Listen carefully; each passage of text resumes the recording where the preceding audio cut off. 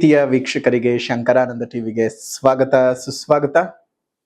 ಇವತ್ತಿನ ವಿಡಿಯೋನಲ್ಲಿ ಶನಿ ಗೋಚಾರ ಫಲ 2026 ಯಾವ ರೀತಿಯಾಗಿದೆ ಅನ್ನುವಂತಹ ಮಾಹಿತಿಯನ್ನ ತಿಳ್ಕೊಳ್ಳೋಣ. ಕಷ್ಟಪಟ್ಟು ಒಂದ್ ಸೈಟ್ ಅನ್ನ ಕೊಂಡ್ಕೊಂಡಿದ್ದಾಯ್ತು, ಈಗ ಆ ಜಾಗದಲ್ಲಿ ಮನೆ ಕಟ್ಟಿಸ್ಬೇಕು, ಪಾಯ ಯಾರ ಕಡೆಯಿಂದ ಹಾಕಿಸ್ಬೇಕು, ಬೇಕಾದ ಕಲ್ಲುಗಳಾಗಿರ್ಲಿ, ಕಬ್ಬಣ ಆಗಿರ್ಲಿ, ಮರಳು, ಜಲ್ಲಿಕಲ್ಲು, ಅದೇ ರೀತಿಯಾಗಿ ಮನೆಗೆ ಬೇಕಾಗಿರುವಂತಹ ಇಟ್ಟಿಗೆ, ಸಿಮೆಂಟು ಎಲ್ಲಿಂದನಪ್ಪ ತರಿಸ್ಬೇಕು, ಯಾರ ಕಡೆಯಿಂದ ಕೊಂಡ್ಕೊಳ್ಬೇಕು ಅಂತ ಯೋಚನೆ ಮಾಡ್ತಾ ಇದ್ದೀರಾ? ಇದರೆಲ್ಲದರ ಜೊತೆಗೆ ವಾಸ್ತು ಅನ್ನುವಂಥದ್ದು ಮನೆಗೆ ಬಹಳ ಮುಖ್ಯ. ಯಾರ ಕಡೆಯಿಂದ ನಾವು ವಾಸ್ತುವನ್ನು ತೋರಿಸ್ಬೇಕು ಅಂತಾನು ಯೋಚನೆ ಮಾಡ್ತಾ ಇದ್ದೀರಲ್ವಾ? ನೀವು ಯೋಚನೆ ಮಾಡೋದೇ ಬೇಡ. ಪಾಯ ಹಾಕೋದ್ರಿಂದ ಹಿಡಿದು ಮನೆಗೆ ಯಾವ ರೀತಿಯಾಗಿ ವಾಸ್ತು ಇರಬೇಕು ಅಂತ, ಜೊತೆಗೆ ಆ ಮನೆಗೆ ತಕ್ಕ ಹಾಗೆ ಯಾವ ಬಣ್ಣವನ್ನ ಹಾಕಬೇಕು, ನೆಲಕ್ಕೆ ಯಾವ ಕಲ್ಲು ಹಾಕಬೇಕು, ಗೋಡೆಗೆ ಯಾವ ಬಣ್ಣ ಬಳಿಬೇಕು, ಯಾವ ಕಬ್ಬಣ ಉಪಯೋಗಿಸಬೇಕು ಅಂತೆಲ್ಲ ವಿಶೇಷವಾದ ಮಾಹಿತಿಗಳನ್ನ ಪಾಯದಿಂದ ಹಿಡಿದು ಗೃಹ ಪ್ರವೇಶದವರೆಗೂ ನಿಮಗೆ ಬೇಕಾದಂತಹ ಎಲ್ಲಾ ಸವಲತ್ತುಗಳನ್ನ ಒಂದೇ ಸೂರಿನಡಿ ಕೊಡ್ತಾ ಇದ್ದಾರೆ. ಅತ್ಯಂತ ಕಡಿಮೆ ದರದಲ್ಲಿ ಉನ್ನತ ಗುಣಮಟ್ಟ ಇರತಕ್ಕಂತಹ ವಸ್ತುಗಳನ್ನ ಉಪಯೋಗಿಸಿ ನಿಮಗೆ ಅಂತಾನೆ ಮನೆಯನ್ನ ಕನ್ಸ್ಟ್ರಕ್ಷನ್ ಮಾಡಿಕೊಡ್ತಾ ಇದ್ದಾರೆ. ನಮ್ಮ ರಾಜಾಜಿನಗರದಲ್ಲಿರುವಂತಹ KMI ಕನ್ಸ್ಟ್ರಕ್ಷನ್ಸ್ ನವರು ನಿಮಗೆ ಏನಾದ್ರೂ ಮನೆ ಕಟ್ತಾ ಇದ್ದೀನಿ, ಎಲ್ಲಾ ರೀತಿಯಾದ ಗೊಂದಲಗಳಿದೆ ಅಂದ್ರೆ ಫಸ್ಟ್ ಇಲ್ಲಿರುವಂತಹ ಫೋನ್ ನಂಬರ್ಗೆ ಫೋನ್ ಮಾಡಿ ಎಲ್ಲಾ ಮಾಹಿತಿಗಳನ್ನ ನೀವು ಕುಲಂಕುಷವಾಗಿ ತಿಳ್ಕೊಂಡು ನಿಮಗೆ ಬೇಕಾದಂತಹ ಮನೆಯನ್ನ ನಿಮ್ಮ ಕೈಗೆಟಕುವ ದರದಲ್ಲಿ ಇವರೇ ಕಟ್ಟಿಕೊಡ್ತಾರೆ. ಎಲ್ಲಾ ವಿಚಾರಗಳನ್ನ ತಿಳ್ಕೊಂಡು ಮುಂದುವರಿರಿ. ಶುಭವಾಗ್ಲಿ. ಕನ್ಸ್ಟ್ರಕ್ಷನ್ಗೆ ಸಂಬಂಧಪಟ್ಟಂತಹ ಸಂಪೂರ್ಣ ಮಾಹಿತಿ ಬೇಕಾದ್ರೆ ಇಲ್ಲಿರುವಂತಹ ಫೋನ್ ನಂಬರ್ಗೆ ಫೋನ್ ಮಾಡಿ. ಶುಭವಾಗ್ಲಿ. ಜೊತೆಗೆ ಮೇ 17ನೇ ತಾರೀಕಿನಿಂದ ಶನಿ ರೇವತಿ ನಕ್ಷತ್ರಕ್ಕೆ ಸಂಚಾರ ಮಾಡ್ತಾ ಇದ್ದಾನೆ ಮತ್ತು ಜುಲೈನ ತಿಂಗಳಲ್ಲಿ ವಕ್ರೀಗತನಾಗಿ ತನ್ನ ಸಂಚಾರವನ್ನ ಮುಂದುವರಿಸ್ತಾ ಇದ್ದಾನೆ. ಈ ವಕ್ರತ್ವದ ಫಲಗಳು, ಅದೇ ರೀತಿಯಾಗಿ ರೇವತಿ ನಕ್ಷತ್ರದ ಸಂಚಾರದ ಫಲಗಳು ಹೇಗಿರುತ್ತೆ ಮತ್ತು ನೀವು ಮಾಡ್ಕೊಳ್ಬೇಕಾದಂತಹ ಪರಿಹಾರಗಳೇನು, ಶನಿ ಅಂತ ಹೇಳ್ತಾ ಇದ್ದ ಹಾಗೆಯೇ ಎಲ್ಲರಿಗೂ ಸಹ ಬಹಳ ಸಂಕಷ್ಟಮಯವಾದಂತಹ ವಾತಾವರಣ ಪ್ರತಿಯೊಬ್ಬರಿಗೂ ಸಹ ಇದ್ದದ್ದೇ. ಹಾಗಾಗಿ ಈ ಶನಿಗೆ ಸಂಬಂಧಪಟ್ಟ ಹಾಗೆ ಸಂಪೂರ್ಣವಾದ ಮಾಹಿತಿಯನ್ನ ಈ ವಿಡಿಯೋನಲ್ಲಿ ತಿಳ್ಕೊಳ್ಳೋಣ. ಅದಕ್ಕಿಂತ ಮುಂಚಿತವಾಗಿ ಯಾರಾದ್ರೂ ಶಂಕರಾನಂದ ಟಿವಿ ಯೂಟ್ಯೂಬ್ ವಾಹಿನಿಯನ್ನ ಸಬ್ಸ್ಕ್ರೈಬ್ ಮಾಡ್ಕೊಂಡಿಲ್ಲ ಅಂದ್ರೆ ಸಬ್ಸ್ಕ್ರೈಬ್ ಮಾಡ್ಕೊಳ್ಳಿ. ಇನ್ಸ್ಟಾಗ್ರಾಮ್ ಪೇಜ್, ಫೇಸ್ಬುಕ್ ಪೇಜ್ ಅನ್ನ ಫಾಲೋ ಮಾಡ್ತಾ ಇಲ್ಲ ಅಂದ್ರೆ ಫಾಲೋ ಮಾಡಿ. ಅದರಿಂದ ನೆಕ್ಸ್ಟ್ ಅಪ್ಲೋಡ್ ಮಾಡುವಂತಹ ಒಂದು ವಿಡಿಯೋಗಳು ನಿಮ್ಗೆ ನೋಟಿಫಿಕೇಶನ್ ಮುಖಾಂತರ ಬರುತ್ತೆ. ಒಳ್ಳೊಳ್ಳೆ ಮಾಹಿತಿಗಳನ್ನ ತಿಳ್ಕೊಳ್ಳೋದಕ್ಕೆ ಸಾಧ್ಯವಾಗುತ್ತೆ. ಸಬ್ಸ್ಕ್ರೈಬ್ ಮಾಡ್ಕೊಳ್ಳಿ, ಫಾಲೋ ಮಾಡಿ. ಇನ್ನು ರೇವತಿ ನಕ್ಷತ್ರಕ್ಕೆ ಮೇ 17ನೇ ತಾರೀಕಿನಿಂದ ಒಂದು ಶನಿಯು ಸಂಚಾರವನ್ನ ಶುರು ಮಾಡಿದ್ದಾಯ್ತು. ಈಗಾಗಲೇ ಶನಿಯು ಹತ್ರ 1 ವರ್ಷಗಳ ಕಾಲ ಮೀನರಾಶಿಯ ಒಳಗಡೆ ತನ್ನ ಸಂಚಾರವನ್ನ ಮಾಡ್ತಾ ಇದ್ದಾನೆ. ಅದರ ಜೊತೆಗೆ ನಕ್ಷತ್ರಗಳ ಅನುಸಾರವಾಗಿಯೂ ಆತ ತನ್ನ ಸಂಚಾರವನ್ನ ಮುಂದುವರಿಸ್ತಾ ಇದ್ದಾನೆ. ಇಂತಹ ಸಂದರ್ಭದಲ್ಲಿ 26ನೇ ತಾರೀಕು 7ನೇ ತಿಂಗಳು 2026 ರಾತ್ರಿ ಅಂತ ಹೇಳಿದ್ರೆ 27ನೇ ತಾರೀಕಿಗೆ ಅನ್ವಯ ಆಗುವ ಹಾಗೆ ತನ್ನ ವಕ್ರತ್ವವನ್ನ ಪ್ರಾರಂಭ ಮಾಡ್ತಾನೆ. ಅದೇ ರೀತಿಯಾಗಿ 9ನೇ ತಾರೀಕು 12ನೇ ತಿಂಗಳು 2026ಕ್ಕೆ ತನ್ನ ವಕ್ರವನ್ನ ತ್ಯಾಗ ಮಾಡಿ ಪುನಃ ರುಜುಗತಿಗೆ ಬಂದು ಉತ್ತರಾಭಾದ್ರ ನಕ್ಷತ್ರದಿಂದ ಮತ್ತೆ ರೇವತಿ ನಕ್ಷತ್ರಕ್ಕೆ ಸಂಚಾರವನ್ನ ಮಾಡ್ತಾ ಇದ್ದಾನೆ. ಫೆಬ್ರವರಿ, ಮುಂದಿನ ವರ್ಷ ಫೆಬ್ರವರಿಗೆ, ಅಂದ್ರೆ ಈ ಸುದೀರ್ಘ ಕಾಲಘಟ್ಟದಲ್ಲಿ, ಅಂದ್ರೆ ಈ ಒಂದು ಯಾವಾಗ ವಕ್ರೀಗತನಿಂದ ವಕ್ರತ್ಯಾಗವಾಗಿ ಪುನಃ ರೇವತಿ ನಕ್ಷತ್ರಕ್ಕೆ ಸಂಚಾರ ಮಾಡೋದು, ಇದು ಬಹಳ ಸುದೀರ್ಘವಾಗಿರ್ತಕ್ಕಂತಹ ಅವಧಿಯಲ್ಲಿ ಶನಿಯು ತನ್ನ ಸ್ಥಾನವನ್ನ ಒಂದು ಪರಿಚಲನೆಯ ಮುಖಾಂತರವಾಗಿ ವಕ್ರತ್ವ ಅಂತಂದ್ರೆ ಏನು? ಗ್ರಹಗಳ ಹಿಂಚಲನೆ ಅಂತ ಅರ್ಥ. ಗ್ರಹಗಳ ಹಿಂಚಲನೆ ಅಂತ ಹೇಳಿದ್ರೆ ಗ್ರಹಗಳು ಹಿಂದಕ್ಕೆ ಹೋಗತ್ವೆ ಅಂತ ಅರ್ಥ ಅಲ್ಲ. ಭೂಮಿಯ ಪರಿಚಲನೆಯ ಆಧಾರದಲ್ಲಿ ಭೂಮಿಯ ಅತ್ಯಂತ ಸಮೀಪಕ್ಕೆ ಆಯಾ ಗ್ರಹಗಳು ಬಂದಾಗ ಭೂಮಿಯ ತಿರುಗುವಿಕೆಯ ವೇಗ ಮತ್ತು ಆ ಗ್ರಹದ ತಿರುವಿಕೆಯ ವೇಗದ ಆಧಾರದಲ್ಲಿ ಗ್ರಹಗಳು ಹಿಂದಕ್ಕೆ ಹೋದಂತೆ ಭಾಸವಾಗುತ್ತೆ. ಅಂದ್ರೆ ನೀವೇನಾದ್ರೂ ಒಂದು ಹೈವೇನಲ್ಲಿ ಹೋಗಬೇಕಾದ ಸಂದರ್ಭದಲ್ಲಿ ನೀವೊಂದು 90-100 ಕಿಲೋಮೀಟರ್ ಸ್ಪೀಡ್ ನಲ್ಲಿದ್ದು ಪಕ್ಕದವ್ರು ಏನಾದ್ರು 60-70ರಲ್ಲಿದ್ರೆ ಅವ್ರು ಹಿಂದಕ್ಕೆ ಹೋದ ಹಾಗೆ ಭಾಸವಾಗತ್ತೆ. ಅವ್ರೇನ್ ಹಿಂದಕ್ಕೆ ಹೋಗ್ತಾ ಇರೋದಿಲ್ಲ, ಅವರು ಮುಂದಕ್ಕೆ ಹೋಗ್ತಾನೆ ಇರ್ತಾರೆ. ಆದರೆ ನಿಮ್ಮ ಕಣ್ಣಿಗೆ ಹಿಂದಕ್ಕೆ ಹೋಗುವ ಹಾಗೆ ಭಾಸವಾಗತ್ತೆ. ಅದನ್ನೇ ವಕ್ರೀಗತ ಅಂತಂದ್ರೆ ಹಿಂಚಲನೆ, ರೆಟ್ರೋಗ್ರೇಡ್ ಅಂತ ಕರೀತಾರೆ. ಸೊ ಈ ಒಂದು ಸಣ್ಣ ವಿಚಾರ. ಆದ್ರೆ ಇದು ಸಣ್ಣ ವಿಚಾರ ಕೇಳಿಸ್ಕೊಂಡಿದ ತಕ್ಷಣ, ಆದ್ರೆ ಗ್ರಹಗಳ ಫಲಾನುಫಲಗಳು ಇದರಿಂದ ವ್ಯತ್ಯಾಸಗಳನ್ನ ಅನುಭವಿಸಬೇಕಾಗುತ್ತೆ. ಈಗಾಗ್ಲೇ ಶನಿಯ ಶುಭ ಫಲಗಳಿರ್ತಕ್ಕಂತಹ ರಾಶಿಗಳನ್ನ ನೋಡೋದಾಯ್ತು ಅಂತ ಹೇಳಿದ್ರೆ, ಶನಿ ಯಾವಾಗ್ಲೂ 3, 6, 11ನೇ ಮನೆಯಲ್ಲಿ ಬಹಳ ಶುಭ ಫಲಗಳನ್ನ ಕೊಡ್ತಾನೆ ಅನ್ನೋದು ಗೊತ್ತಿರ್ತಕ್ಕಂತಹ ವಿಚಾರ. 3ನೇ ರಾಶಿ, ನಿಮ್ಮ ಜನ್ಮ ರಾಶಿಯಿಂದ 3ನೇ ರಾಶಿ ಅಂತ ಹೇಳಿದ್ರೆ ಮಕರ ರಾಶಿಯವರಿಗೆ, 6ನೇ ರಾಶಿಯಲ್ಲಿ ಶನಿ ಸಂಚಾರ ಅಂತ ಹೇಳಿದ್ರೆ ತುಲಾ ರಾಶಿಯವರಿಗೆ, 11ನೇ ರಾಶಿನಲ್ಲಿ ಶನಿ ಸಂಚಾರ ಅಂತ ಹೇಳಿದ್ರೆ ವೃಷಭ ರಾಶಿಯವರಿಗೆ ಶುಭ ಫಲಗಳಿದ್ದಾವೆ. ಇನ್ನು ಪೀಡನ ರಾಶಿಗಳು ಯಾವ್ದ್ಯಾವ್ದಪ್ಪ? ಶನಿಯ ಪೀಡನ ರಾಶಿಗಳು ಅಂತ ಹೇಳಿ ಅರ್ಧಾಷ್ಟಮ ಶನಿಯ ರೂಪಕದಲ್ಲಿ ಧನಸ್ಸು ರಾಶಿಗೆ, ಅದೇ ರೀತಿಯಾಗಿ ಪಂಚಮ ಶನಿಯ ರೂಪಕದಲ್ಲಿ ವೃಶ್ಚಿಕ ರಾಶಿಯವರಿಗೆ, ಅಷ್ಟಮ ಶನಿಯ ರೂಪಕದಲ್ಲಿ ಸಿಂಹ ರಾಶಿಯವರಿಗೆ, ಇನ್ನು 7.5 ರಾಶಿಗಳು ನಿಮಗ್ ಗೊತ್ತಿದೆ, ಕುಂಭ, ಮೀನ, ಮೇಷ ರಾಶಿಯವರಿಗೆ 7.5 ನಡೀತಾ ಇದೆ ಅಂತ. ಇದಿಷ್ಟು ರಾಶಿಗಳು ಅಂತ ಹೇಳಿದ್ರೆ ಎಷ್ಟಾಯ್ತು? 6 ರಾಶಿಗಳಿಗೆ ಬಹಳ ಸಂಕಷ್ಟಮಯವಾಗಿರ್ತಕ್ಕಂತಹ ಸಮಯಗಳನ್ನ ನೋಡ್ತಾ ಇದ್ದೀರಿ. ಹಾಗಾಗಿ ಈ ರಾಶಿಗಳವರು ಖಂಡಿತವಾಗಿಯೂ ಶನಿ ಶಾಂತಿಯನ್ನ ಮಾಡಿಸ್ಕೊಳ್ಳೋದು ಮರಿಬೇಡಿ. ಇದೇ ಜುಲೈನಲ್ಲಿ ವಿಶೇಷವಾಗಿ 27 ಅಂದ್ರೆ 26ನೇ ತಾರೀಕಿನ ನಡುರಾತ್ರಿ 27ನೇ ತಾರೀಕಿನ ನಸುಕಿನ ಜಾವಕ್ಕೆ ಶನಿಯು ವಕ್ರೀಗತನಾಗ್ತಾ ಇದ್ದಾನೆ. ಅದಕ್ಕಿಂತ ಮುಂಚಿತವಾಗಿ ಜಾಗೃತರಾಗಿ ಶನಿ ಶಾಂತಿಯನ್ನು ಮಾಡಿಸ್ಕೊಳ್ಬೇಕಾಗತ್ತೆ. ಅದು ಹೇಗೆ ಅನ್ನೋದನ್ನ ಮುಂದೆ ನೋಡ್ತಾ ಹೋಗೋಣ. ಈಗ ಇನ್ನು ವೃಶ್ಚಿಕ ರಾಶಿನಲ್ಲಿ ಹುಟ್ಟಿರ್ತಕ್ಕಂಥವ್ರಿಗೆ ಶನಿಯ ಈ ಸಂಚಾರವು, ನಕ್ಷತ್ರದ ಸಂಚಾರವು ಯಾವ ರೀತಿಯಾಗಿರ್ತಕ್ಕಂತಹ ಫಲಾನುಫಲಗಳನ್ನ ಕೊಡುತ್ತೆ ಅನ್ನೋದನ್ನ ಗಮನಿಸೋಣ. ಒಂದು ರೇವತಿ ನಕ್ಷತ್ರದ ಸಂಚಾರ, ಅದರ ಜೊತೆಗೆ ಶನಿಯು ವಕ್ರನಾಗ್ತಾ ಇರ್ತಕ್ಕಂತಹ ವಿಚಾರ. ವಕ್ರನಾಗಿ ತನ್ನ ಅದೇ ರಾಶಿಯಲ್ಲಿ ಹಿಂಚಲನೆಯನ್ನು ಮಾಡ್ತಾನೆ ಹೊರತು ಸ್ಥಾನದ ಬದಲಾವಣೆ ಏನು ಆಗುವುದಿಲ್ಲ. ಹಾಗಾಗಿ ನಿಮಗೆ ಪಂಚಮ ಶನಿಯ ಪೀಡೆ ಇದೆ.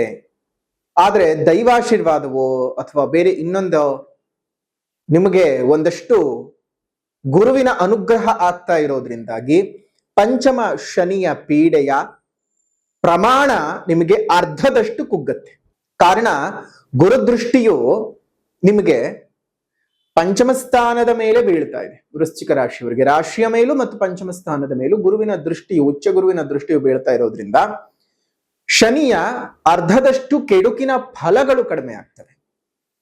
ಇನ್ನು ಪಂಚಮ ಶನಿಯ ವಿಶೇಷವಾಗಿ ಪೀಡೆ ಅಂತ ಹೇಳಿದಾಗ ಯಾವ್ಯಾವ ರೀತಿ ತೊಂದರೆ ತಾಪತ್ರೆಗಳಾಗಬಹುದು ಅಂದ್ರೆ, ಮಕ್ಕಳಿಂದ ಸಮಸ್ಯೆ, ಮಕ್ಕಳಿಗಾಗಿ ಸಮಸ್ಯೆ, ಪುರುಪುಣ್ಯ ಸ್ಥಾನದ ದೋಷಗಳು, ನಿಮ್ಮ ಹಿರೀಕರಿಂದ, ಮನೆಯ ಹಿರಿಯ ಸದಸ್ಯರಿಂದ ಸಮಸ್ಯೆಗಳು ಉತ್ಪತ್ತಿ ಆಗ್ತಕ್ಕಂತಹದ್ದು, ಕುಟುಂಬದ ಒಳಗಡೆ ಇರೋದಕ್ಕೆ ಬಹಳ ಕಷ್ಟಗಳನ್ನ ಅನುಭವಿಸುವಂಥದ್ದು, ಮಾನಸಿಕ ವ್ಯತೆಗಳು ಜಾಸ್ತಿ, ಆಸ್ಪತ್ರೆ ಖರ್ಚುಗಳು ಜಾಸ್ತಿ, ತೊಳಲಾಟಗಳು ಜಾಸ್ತಿ, ಬಳಲಾಟಗಳು ಜಾಸ್ತಿ, ಯಾವುದಕ್ಕೂ ಸರಿ ಮಾಡ್ಕೊಂಡು ಹೋಗೋದಕ್ಕೆ ಸಾಧ್ಯವೇ ಆಗೋದಿಲ್ಲ ಅಂತ ಹೇಳಿ ಎಷ್ಟೋ ಜನ ಈ ಪಂಚಮ ಶನಿಯ ಪೀಡೆಯ ಅವಧಿಯಲ್ಲಿ ತಮ್ಮ ಬದುಕಿನ ಬಹು ಕೆಟ್ಟ ನಿರ್ಧಾರಗಳನ್ನ ಮಾಡ್ತಾರೆ. ಈ 5ನೇ ಮನೆಯ ಶನಿಯ ಸಂಚಾರ ಅನ್ನುವಂಥದ್ದೇನಿದೆ ಬಹಳ ಪೀಡನಾಕಾರಕವಾಗಿರ್ತಕ್ಕಂತಹ ಸಮಯ. ಅದನ್ನ ತುಂಬಾ ಜಾಗ್ರತೆಯಲ್ಲಿ ನಾವು ಜೀವನನ ಮುಂದೆ ತಗೊಂಡು ಹೋಗ್ಬೇಕಾಗ್ತದೆ. ಹಾಗಾಗಿ ಈ ಒಂದು ಪಂಚಮ ಶನಿಯ ಪೀಡೆ ಮೊದಲೇ ಹೇಳ್ತಾ ಇದ್ದೇವೆ, ಅರ್ಧದಷ್ಟು ಕಡಿಮೆ ಆಗತ್ತೆ ಗುರುವಿನ ಅನುಗ್ರಹ ಬಂದಿರೋದ್ರಿಂದಾಗಿ.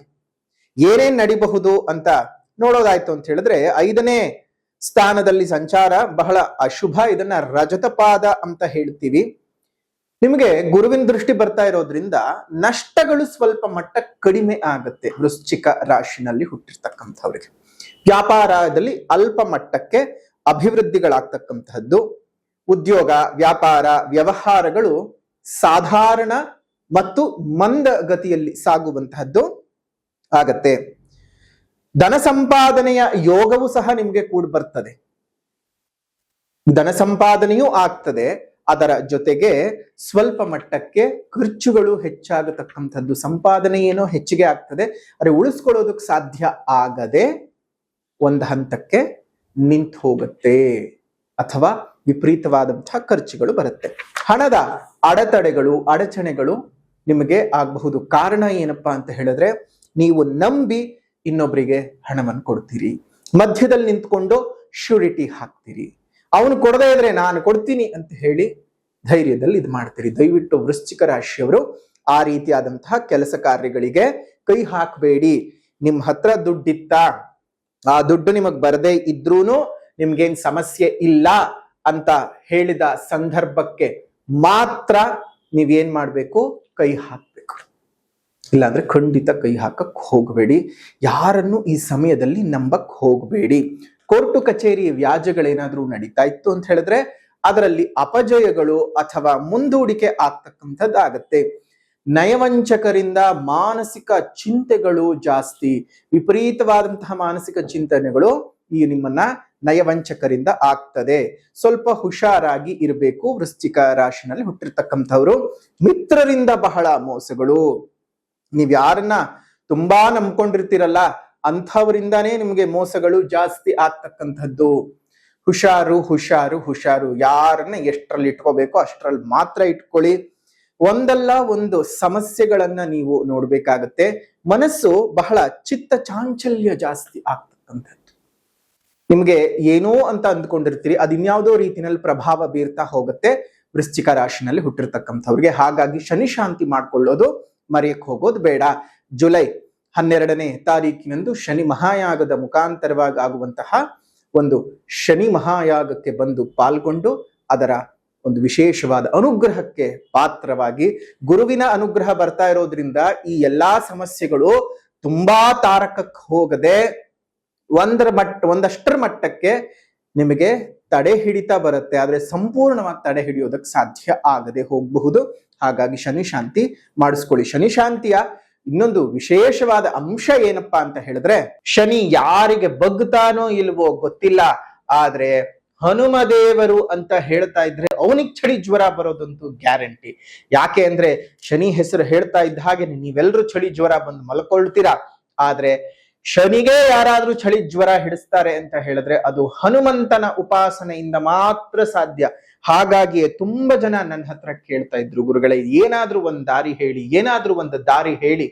ನಮ್ಮ ಈ ಒಂದು ವಿಶೇಷವಾಗಿರ್ತಕ್ಕಂತಹ ಶನಿಯ ಪೀಡನೆ ನಮಗ್ ಸಾಕಾಗಿದೆ, ಯಾವ ಕೆಲಸದಲ್ಲೂ ಸಕ್ಸಸ್ ಆಗ್ತಾ ಇಲ್ಲ, ಏನ್ ಮಾಡಿದ್ರು ನಮ್ ಜೀವನ ಚೆನ್ನಾಗಿ ಆಗ್ತಾ ಇಲ್ಲ ಅಂತ ತುಂಬಾ ಜನ ಕೇಳ್ತಾ ಇದ್ದಂತಹ ಪ್ರಶ್ನೆಗೆ ನಾವು ಸಹ ಯೋಚನೆ ಮಾಡಿ ಮಾಡಿ ಮಾಡಿ ಮಾಡಿ ಮಾಡಿ ಒಂದು ಸರಳವಾದ ಉಪಾಯವನ್ನ ಹುಡುಕಿದ್ದೇವೆ. ಏನಪ್ಪಾ ಅಂತ ಹೇಳಿದ್ರೆ, ಪ್ರತಿಯೊಬ್ಬರಿಗೂ ಸಹ ಕೈನಲ್ಲಿ ಆಗಬೇಕು, ಎಲ್ಲರಿಗೂ ಸಹ ದೊಡ್ಡ ಮಟ್ಟದಲ್ಲಿ ಮಾಡೋದಕ್ಕೆ ಸಾಧ್ಯವಾಗಲ್ಲ. ಆದ್ರೆ ಅಂತಹದ್ದೇ ವಿಶೇಷವಾಗಿ ಎಲ್ಲರೂ ಮಾಡಬಹುದಾಗಿರ್ತಕ್ಕಂತಹ ಮತ್ತು ಮಾಡಲೇಬೇಕಾದಂತಹ ಒಂದು ವಿಚಾರ ಏನಪ್ಪಾ ಅಂತ ಹೇಳಿದ್ರೆ, ಹನುಮನ ಉಪಾಸನೆ. ಹೇಗ್ ಮಾಡೋದು ಅಂತ ಹೇಳಿದ್ರೆ ನೋಡಿ, ಪ್ರಪಂಚದಲ್ಲೇ ಎಲ್ಲೂ ಇಲ್ಲದಂತಹ ಏಕಶಿಲೆಯಲ್ಲೇ ಹನುಮ ಮತ್ತು ಶನಿದೇವರನ್ನ ಸಮೀಕರಿಸಿ ಒಂದೇ ಕಲ್ಲಲ್ಲಿ ಕೆತ್ತಿರುವಂತಹದ್ದು. ಮುಂದೆ ಹನುಮ, ಹಿಂದೆ ಶನಿ. ಯಾಕಂದ್ರೆ ಶನಿಯನ್ನ ನೀವು ನೇರ ದೃಷ್ಟಿನಲ್ಲಿ ನೋಡೋ ಹಾಗಿಲ್ಲ. ಶನಿಯ ನೇರ ದೃಷ್ಟಿ ನಮ್ಮ ಮೇಲೆ ಬಿತ್ತು ಅಂತ ಹೇಳಿದ್ರೆ ನಮಗ್ ಬಹಳ ತೊಂದರೆಗಳಾಗ್ತವೆ. ಹಾಗಾಗಿಯೇ ಶನಿಯನ್ನ ನೀವು ನೇರವಾಗಿ ಎಲ್ಲೂ ನೋಡಬೇಡಿ. ಶನಿ ದೃಷ್ಟಿ ತುಂಬಾ ಕೆಟ್ಟದ್ದು, ಗುರು ದೃಷ್ಟಿ ಬಹಳ ಒಳ್ಳೇದು. ಆದ್ರೆ ನೀವೆಲ್ಲರೂ ಏನ್ ಮಾಡ್ತೀರಾ, ಶನಿಗೆ ನೇರವಾಗಿ ಹೋಗಿ ಹೋಗಿ ಪೂಜೆ ಮಾಡಿ ಮಾಡಿ ಇನ್ನಷ್ಟು ಹೆಚ್ಚಿಗೆ ಮಾಡ್ಕೊಳ್ತೀರಿ. ಆ ರೀತಿ ಮಾಡಕ್ ಹೋಗ್ಬಾರ್ದು. ಒಂದೇ ಕಲ್ಲಿನಲ್ಲಿ ಜಗತ್ತಿನಲ್ಲೇ ಪ್ರಪ್ರಥಮವಾಗಿ ಮಾಡಿರುವಂತಹ ಹನುಮ ಸಮೇತ ಶನಿದೇವರನ್ನ ದಕ್ಷಿಣಾಮುಖವಾಗಿ ಪ್ರತಿಷ್ಠಾಪನೆಯನ್ನ ಮಾಡ್ತಾ ಇದ್ದೇವೆ. ಜುಲೈ 12ನೇ ತಾರೀಕು ಶನಿ ಮಹಾಯಾಗದಿಂದ, ಶನಿ ಮಹಾಯಾಗ ಮತ್ತು ಪವಮಾನ ಹೋಮವನ್ನ ಮಾಡಿ ಆ ವಿಶೇಷವಾಗಿರ್ತಕ್ಕಂತಹ ಪ್ರಪಂಚದ ಮೊಟ್ಟ ಮೊದಲ ಹನುಮ ಸಮೇತ ಶನಿದೇವರು ಇರ್ತಕ್ಕಂತಹ ಏಕಶಿಲಾ ವಿಗ್ರಹದ ಪ್ರತಿಷ್ಠಾಪನೆಯನ್ನ ಮಾಡ್ತಾ ಇದ್ದೇವೆ. ನೀವು ನಿಮ್ಮ ಹೆಸರಿನಲ್ಲಿ ಯಾಗಕ್ಕೆ ಸಂಕಲ್ಪವನ್ನ ಮಾಡ್ಕೊಳ್ಳಿ. ಸ್ವತಃ ನಿಮ್ಮ ಕೈಯಾರೆ ಹನುಮ ಮತ್ತು ಶನಿದೇವರಿಗೆ ಎಳ್ಳೆಣ್ಣೆಯ ಅಭಿಷೇಕವನ್ನ ಮಾಡಿ 11 ಪ್ರದಕ್ಷಿಣೆಯನ್ನ ಬಂದು ಪ್ರಾರ್ಥನೆಯನ್ನ ಮಾಡಿಕೊಂಡು ಬನ್ನಿ. ಖಂಡಿತ ಹನುಮದೇವರ ಸೂಚನೆಯಂತೆ ಪ್ರಾತಃ ಕಾಲದ ಜಪದಲ್ಲಿ ಬಂದಂತಹ ಆ ವಿಶೇಷವಾದಂತಹ ಒಂದು ಸೂಚನೆಯು ಹನುಮದೇವರಿಂದಲೇ ಬಂದಿರತಕ್ಕಂಥದ್ದು. ಹಾಗಾಗಿ ಅಂತಹ ಹನುಮದೇವರೇ ಈ ರೀತಿಯಾಗಿ ಮಾಡಿದ್ರೆ ಅನುಕೂಲ ಅಂತ ನಮ್ಮ ಮನಸ್ಸಿಗೆ ತೋಚಿಸಿದ್ದಾರೆ. ಅದನ್ನ ಮಾಡ್ತಾ ಇದ್ದೇವೆ. ತಾವೆಲ್ಲರೂ ಸಹ ಬಂದು ಪ್ರಪಂಚದ ಮೊಟ್ಟ ಮೊದಲ ಸಮೀಕರವಾಗಿರ್ತಕ್ಕಂತಹ ಹನುಮ ಮತ್ತು ಶನಿ ಇರ್ತಕ್ಕಂತಹ ಏಕಶಿಲಾ ಮೂರ್ತಿಗೆ ಎಳ್ಳೆಣ್ಣೆಯ ಅಭಿಷೇಕವನ್ನ ಮಾಡಿ, ಮತ್ತು ಮೇಷರಾಶಿಯವರಿಗೆ 7:30 ನಡೀತಾ ಇರೋದ್ರಿಂದ ನೀವೇನ್ ಮಾಡ್ಬೇಕು ಅಂತ ಹೇಳಿದ್ರೆ, ನೀವು ಶನಿ ಯಾಗದಲ್ಲಿ ಪಾಲ್ಗೊಂಡು, ಶನಿ ಮಹಾಯಾಗವನ್ನದಲ್ಲಿ ಪಾಲ್ಗೊಂಡು ಶನಿ ಪೂಜೆಯನ್ನು ಮಾಡಿಸಿ, ಶುಭವಾಗ್ಲಿ, ತಮ್ಮೆಲ್ಲರಿಗೂ ಸಹ ಮಂಗಳವಾಗ್ಲಿ ಅಂತ ಹೇಳ್ತಾ, ಈ ಒಂದು ವಿಶೇಷವಾದಂತಹ ಶನಿ ಮಹಾಯಾಗ ನಿಮ್ಮೆಲ್ಲರಿಗೂ ಒಳ್ಳೆಯದನ್ನ ಮಾಡಿಕೊಡ್ಲಿ. ಇನ್ನು ವಿದ್ಯಾರ್ಥಿಗಳಿಗೆ ಈ ಪಂಚಮ ಶನಿಯ ಪೀಡೆಯಲ್ಲಿ ತುಂಬಾ ಕಷ್ಟ. ನಿಮ್ಗೆ ವಿದ್ಯಾಭ್ಯಾಸ ಮಾಡೋದಕ್ಕೆ ಮನಸ್ಸಾಗೋದಿಲ್ಲ. ಎಲ್ಲೋ ಒಂದ್ ಕಡೆ ಅಯ್ಯೋ ನನಗೆ ಸಾಕು, ಬೇಡ ಬಿಡಪ್ಪ, ನನಗೆ ಇದು ಬರ್ತಾ ಇಲ್ಲ, ನನಗೆ ಈ ವಿದ್ಯೆಯೇ ಬೇಡ ಅಂತ ಹೇಳಿ ಡಿಸ್ಕಂಟಿನ್ಯೂ ಮಾಡುವಂತಹದ್ದು, ಕೆಲ್ಸಕ್ಕೆ ಹೋಗೋಣ ಅಥವಾ ಇನ್ನೊಂದೇನೋ ಬಿಸ್ನೆಸ್ ಮಾಡೋಣ ಅಂತ ಹೇಳಿ ಇಲ್ಲ ಸಲ್ಲದ ವಿಚಾರಗಳಿಗೆ ಮನಸ್ಸನ್ನ ಹಾಕುವಂತಹದ್ದು ಜಾಸ್ತಿ ಆಗತ್ತೆ. ಅದನ್ನೆಲ್ಲ ಬಿಟ್ಟು ಧೈರ್ಯವಾಗಿ ಏನು ಮಾಡ್ತಾ ಇದ್ದೀರೋ ಅದನ್ನ ಮುಂದುವರಿಸ್ಕೊಳ್ತಾ ಹೋಗ್ಬೇಕಾಗತ್ತೆ. ಇನ್ನು ಅದೇ ರೀತಿಯಾಗಿ ನೌಕರರಿಗೆ ತುಂಬಾ ಸಮಸ್ಯೆಗಳು, ಮೇಲಧಿಕಾರಿಗಳಿಂದ ಕಿರಿಕಿರಿಗಳು ಜಾಸ್ತಿ ಆಗುವಂತಹದ್ದು, ಸುತ್ತಮುತ್ತಲ ಇರತಕ್ಕಂತಹ ಸಹೋದ್ಯೋಗಿಗಳಿಂದ ದ್ರೋಹಗಳು ಉತ್ಪತ್ತಿ ಆಗ್ತಕ್ಕಂಥದ್ದು. ನಿಮ್ಗೆ ಇಷ್ಟರೆಲ್ಲರ ನಡುವೆ ಸರ್ಕಾರಿ ಉದ್ಯೋಗಿಗಳಿಗೆ ಪ್ರಮೋಷನ್ ಅಂತೂ ಗ್ಯಾರಂಟಿ. ಅದ್ರ ಜೊತೆಗೆ ಒಂದಷ್ಟು ಪ್ರಮೋಷನ್ ಸಿಕ್ಕಿದ ಮೇಲೆ ಆ ಸ್ಥಾನಕ್ಕೆ ಹೋಗಿ ಕೂತ್ಮೇಲೆ ಅಲ್ಲೊಂದಷ್ಟು ಕಿರಿಕಿರಿ ಅನ್ನೋದು ಗ್ಯಾರಂಟಿ. ಇಷ್ಟ ರೀತಿನಲ್ಲಿ ವರ್ಗಾವಣೆ ಆಗತ್ತೆ, ಹೋದ ಜಾಗಕ್ಕೆ ಕೆಲಸ ಮಾಡಕ್ ಆಗದ ಪರಿಸ್ಥಿತಿಗಳು ಬರುತ್ತೆ. ಇಷ್ಟಪಟ್ಟ ಪೊಸಿಷನ್ ಏನೋ ಸಿಗುತ್ತೆ, ಅಲ್ಲಿ ನೆಮ್ಮದಿಯಾಗಿ ಜೀವನ ಮಾಡೋದು ಕಷ್ಟವಾಗುತ್ತೆ. ಹಾಗಾಗಿ ಸ್ವಲ್ಪ ಸಮಸ್ಯೆಗಳು ಜಾಸ್ತಿ ಇದ್ದಾವೆ. ಹೇಳಿದ ರೀತಿನಲ್ಲಿ ಪರಿಹಾರಗಳನ್ನು ಮಾಡ್ಕೊಳ್ಳಿ, ಶುಭವಾಗ್ಲಿ. ರೈತರಿಗೆ ಅಂತಹ ದೊಡ್ಡ ಮಟ್ಟದ ಸಮಸ್ಯೆಗಳೇನು ಕಾಣಿಸ್ತಾ ಇಲ್ಲ. ಜೊತೆಗೆ ಅಧಿಕ ಧನ ಪ್ರಾಪ್ತಿ ರೈತರಿಗೆ, ರೈತಾಪಿ ವರ್ಗದಲ್ಲಿರ್ತಕ್ಕಂಥವ್ರಿಗೆ ಸಾಗುವಳಿಗೆ ಸ್ವಲ್ಪ ಹೆಚ್ಚು ಖರ್ಚಾಗಬಹುದು. ನೋಡ್ಕೊಂಡು ಮಾಡಿ, ಯಾವ್ಯಾವ ಬೆಳೆ ಹಾಕೊಂಡಿದ್ದೀರಿ ಅದಕ್ಕೆ ತಕ್ಕ ಹಾಗೆ ಮಾತ್ರ ಮಾಡ್ಕೋತಾ ಹೋಗಿ. ಶುಭವಾಗ್ಲಿ. ಇದಾಗಿತ್ತು ವಿಶೇಷವಾಗಿ ವೃಶ್ಚಿಕ ರಾಶಿನಲ್ಲಿ ಹುಟ್ಟಿರ್ತಕ್ಕಂಥವ್ರಿಗೆ ಶನಿಯ ನಕ್ಷತ್ರದ ಸಂಚಾರದ ಫಲ ಮತ್ತು ವಕ್ರೀಗತನಾದಾಗ ಯಾವ್ಯಾವ ರೀತಿಯಾದಂತಹ ಫಲಗಳನ್ನ ಕೊಡಬಹುದು ಅನ್ನುವಂತಹ ಮಾಹಿತಿ. ವಿಡಿಯೋ ಇಷ್ಟ ಆಗಿದ್ರೆ ಲೈಕ್ ಮಾಡಿ, ಶೇರ್ ಮಾಡಿ, ಕಮೆಂಟ್ ಮಾಡಿ. ಮತ್ತೊಂದು ವಿಡಿಯೋನಲ್ಲಿ ಭೇಟಿ ಮಾಡೋಣ. ಅಲ್ಲಿವರೆಗೂ ನಮಸ್ಕಾರ. ಲೋಕಾ ಸಮಸ್ತ ಸುಖಿನೋ ಭವಂತು, ಸಕಲ ಸನ್ಮಂಗಳಾನಿ ಭವಂತು, ಸರ್ವೇ ಜನಾಃ ಸುಖಿನೋ ಭವಂತು, ಸಮಸ್ತ ಸನ್ಮಂಗಳಾನಿ ಭವಂತು.